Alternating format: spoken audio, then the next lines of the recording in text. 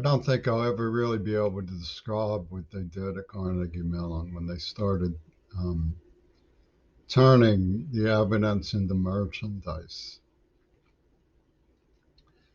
They wouldn't regard the evidence for what it was. They completely discounted everything that really happened in favor of a construction. The fact that the letters spelled out construction of a persona, the fact that they were putting me places doing things I hadn't done, the fact that Will Zell wrote an enormous, weird letter about Leslie, the fact that I had a garage picture from 1966 that said, I love Sarah Sarah, the fact that I had an unopened letter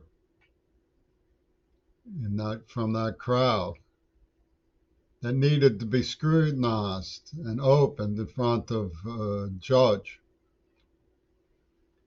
The fact that I was protesting entrapment and that entrapment was endemic to the entire war game.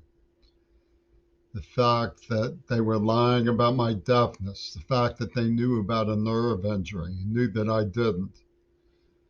Mountains and mountains and mountains of fraud underwrote this claim that the evidence was their merchandise. And meanwhile, they claimed they had nothing to do with its production. They were behind it.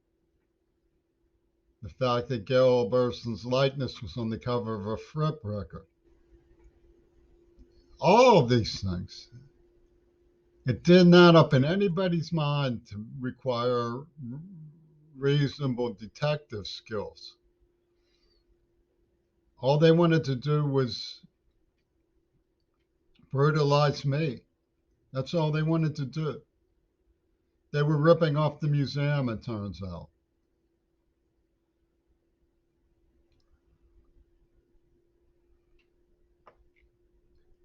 How could such a monstrous war operation be considered a money-making scheme without somebody saying, wait, this isn't right?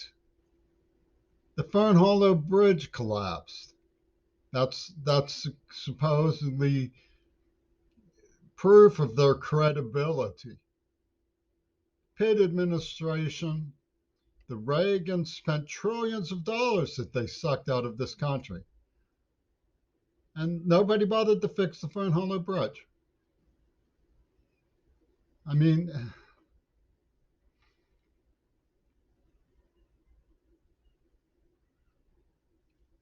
they tortured me for trying to be an honest human being.